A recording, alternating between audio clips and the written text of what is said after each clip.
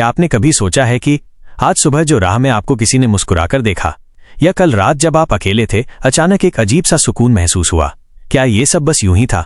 परमहंस योगानंदा जी कहते हैं, ईश्वर अपने बच्चों से हर दिन मिलने आते हैं, लेकिन वो साधारण रूप चुनते हैं ताकि केवल वे ही उन्हें पहचान पाएं जिनकी आत्मा जागृत है। ये बात सुनकर आपके मन में सवाल उठना लाजमी है, अगर वो रोज आते हैं तो हम पहचान क्यों नहीं पाते, और जब आएं तो उन्हें पहचानने के लिए हमें क्या करना चाहिए? आज हम इस पूरे रहस्य को गहराई से समझेंगे, और वो भी एक ऐसे अंदाज में कि आप आज के बाद कभी ईश्वर को मिस न करें। ईश्वर की मुलाकात, संयोग या योजना? मानव जीवन में हर दिन हजारों घटनाएं होती हैं। हम किसी से मिलते हैं, बातें करते हैं, काम करते हैं, हंसते हैं, रोते हैं, लेकिन योगानंदा जी के अनुसार इन सबके बीच कुछ ऐसी क्षण होते हैं जो हमारे जीवन के बाकी सभी पलों से अलग होते हैं। वो क्षण जब समय धीमा पड़ जाता है, जब मन कुछ पल के लिए स्थिर हो जाता है, जब दिल में बिना कारण एक गहरी शांति उतर आती है। यही वो क्षण है जब ईश्वर हमारे करीब होते हैं। पहचान का पहला रहस्य, मन की तरंगों का बदलना। योगानंदा जी समझाते हैं, मन ईश्वर का पहला दर्पण है। जब ये स्थिर होता है तब आप उसमें ईश्वर का प्रतिबिंब देख सकते हैं। जब अचानक आपका मन हल्का हो जाए या बिना कारण आपके अंदर खुशी की लहर दौड़ जाए, तो ये सिर्फ मूड स्विंग नहीं है, ये ईश्वर का स्पर्श हो सकता है। सुबह उठकर 3 मिनट आंखें बंद करें और गहरी सांस लें। मन में कहें, प्रभु मैं आपके आने के लिए तैयार हूं। दिन भर ऐसे क्षणों पर ध्यान दें जब आपका मन अचानक बदलता है। संकट में दिव्य उपस्थिति। अक्सर जब हम किसी परेशानी में फंसे होते हैं और अचानक किसी अजनबी या परिचित से मदद मिल जाती है, हम इसे संयोग मान लेते हैं, लेकिन योगानंदा जी कहते हैं, ईश्वर अपने दूत भेजते हैं। ये दूत कभी इंसान के रूप में, कभी परिस्थिति के रूप में आते हैं। एक साधक जंगल में भटक गया, भूख प्यास से कमजोर हो गया। तभी एक बूढ़ा आदमी फल और पानी लेकर आया, मदद की ओर चला गया। जब साधक ने बाद में गांव में उस आदमी के बारे में पूछा तो किसी को पता ही नहीं था कि ऐसा कोई वहां रहता है। योगानंदा जी कहते हैं, ये ईश्वर का प्रत्यक्ष हस्तक्षेप था। जब भी आपको अचानक मदद मिले, तुरंत धन्यवाद प्रभु कहें। उस व्यक्ति के लिए प्रार्थना करें, भले ही वो आपको कभी फिर न मिले। प्रकृति में ईश्वर का संदेश। बारिश की हल्की बूंदें, अचानक आई ठंडी हवा, पेड़ों की पत्तियों का हिलना, किसी फूल की खुशबू, ये सब सिर्फ प्राकृतिक घटनाएं नहीं हैं। योगानंदा जी कहते हैं, प्रकृति ईश्वर की सांस है। जो इसे सुन लेता है वो हर जगह ईश्वर को देख सकता है। रोज 5 मिनट खुले आसमान के नीचे बैठें, हवा, धूप और ध्वनि को महसूस करें। मन में कहें, प्रभु मैं आपके संकेत सुन रहा हूं। मौन में मिलने वाला उत्तर। कभी आपने प्रार्थना की हो और तुरंत जवाब न मिला हो। कभी कभी ईश्वर का उत्तर शब्दों में नहीं बल्कि मौन में आता है। योगानंदा जी कहते हैं, जब आपको कोई उत्तर न मिले तो समझिए कि ईश्वर आपको अपने उत्तर के लिए तैयार कर रहे हैं। उपाय। प्रार्थना के बाद कुछ पल पूरी तरह चुप रहें, अपने विचारों को जाने दें और बस सुने। कभी कभी मौन सबसे बड़ा उत्तर होता है। सपनों में ईश्वर की झलक। एक ही सपना बार बार आना या सपने में कोई खास संदेश मिलना, यह भी ईश्वर के मिलने का तरीका हो सकता है। योगानंदा जी कहते हैं, आत्मा सोते समय भी ईश्वर से संवाद करती है, बस हमें उसे याद रखना आना चाहिए। उपाय। बिस्तर के पास एक डायरी रखें, जागते ही सपने को लिख लें और उसकी भावना पर ध्यान दें। अनजान का स्पर्श।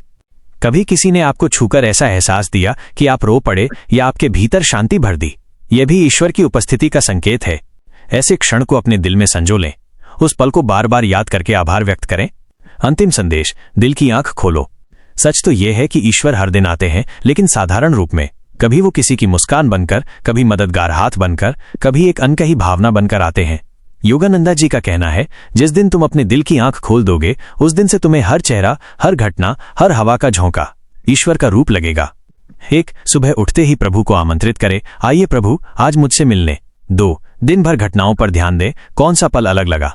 3. रात को सोने से पहले धन्यवाद दें, धन्यवाद प्रभु आज आने के लिए। और फिर देखिए, आपका हर दिन ईश्वर से एक मुलाकात बन जाएगा। कल्पना कीजिए, आप सुबह उठते हैं, खिड़की से बाहर देखते हैं, एक हल्की हवा आपके चेहरे को छूती है और अचानक आपको भीतर एक अजीब सी शांति महसूस होती है, इतनी गहरी कि कुछ पल के लिए आप सब भूल जाते हैं। क्या ये बस हवा थी या ये ईश्वर का आपके पास आना था? परमहंस योगानंदा जी कहते हैं, ईश्वर हमसे हर दिन मिलने आते हैं, लेकिन वे साधारण वेश में आते हैं ताकि केवल वे ही उन्हें पहचान पाएं जो भीतर से जागृत हैं। ये कोई कहानी नहीं बल्कि एक आध्यात्मिक सत्य है। आज हम इस यात्रा पर साथ चलेंगे, एक ऐसी यात्रा जिसमें हम सीखेंगे कि ईश्वर हर दिन कैसे और कब हमारे पास आते हैं और हम उन्हें कैसे पहचान सकते हैं।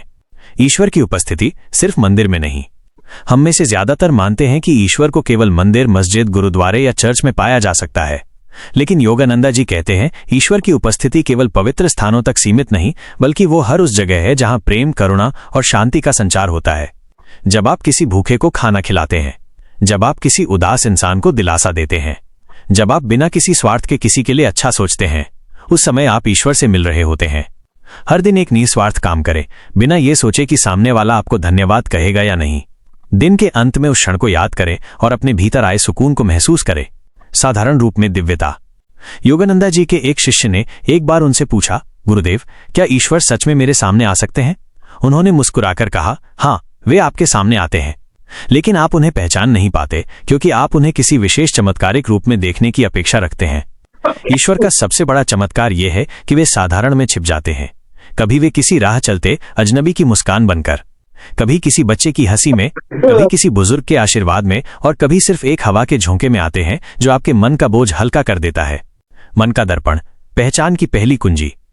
ईश्वर को पहचानने के लिए बाहरी आंख से ज्यादा जरूरी है भीतर की आंख, जिसे योगानंदा जी आत्मिक दृष्टि तारांकन कहते हैं। जब आपका मन शांत और स्थिर होता है तभी ये दृष्टि खुलती है, क्योंकि मन ही वो दर्पण है जिसमें ईश्वर का प्रतिबिंब देखा जा सकता है। गहरा अनुभव अभ्यास। 1. सुबह उठते ही बिना मोबाइल देखे 3 गहरी सांस लें। 2. आंखें बंद करके कहें, प्रभु, मैं आपको पहचानने के लिए तैयार हूं। 3. दिन भर उन क्षणों को नोटिस करें जब आपका मन अचानक हल्का और प्रसन्न हो जाए। संकट में मिलने वाला ईश्वर। अक्सर हमें लगता है कि हम मुश्किल समय में अकेले हैं, लेकिन बहुत बार उसी समय कोई अप्रत्याशित मदद मिलती है। कोई अजनबी मदद के लिए हाथ बढ़ा देता है या कोई पुराना दोस्त अचानक कॉल कर देता है। योगानंदा जी कहते हैं, ईश्वर अपने दूत भेजते हैं और कभी कभी वे खुद उस दूत का रूप धारण करते हैं। सच्ची घटना। एक साधक हिमालय की यात्रा पर था। अचानक तूफान आ गया, ठंड इतनी बढ़ गई कि उसका शरीर जकड़ने लगा। तभी दूर से एक साधारण सा गडेरिया आया जिसने उसे अपनी झोपड़ी में ले जाकर आग के पास बैठाया और गर्म चाय दी। सुबह जब साधक ने धन्यवाद कहना चाहा तो गडेरिया कहीं भी नहीं मिला। गांव वालों ने बताया कि उस इलाके में ऐसा कोई नहीं रहता। प्रकृति, ईश्वर की सांस। परमहंसा योगानंदा जी प्रकृति को ईश्वर का प्रत्यक्ष रूप मानते थे।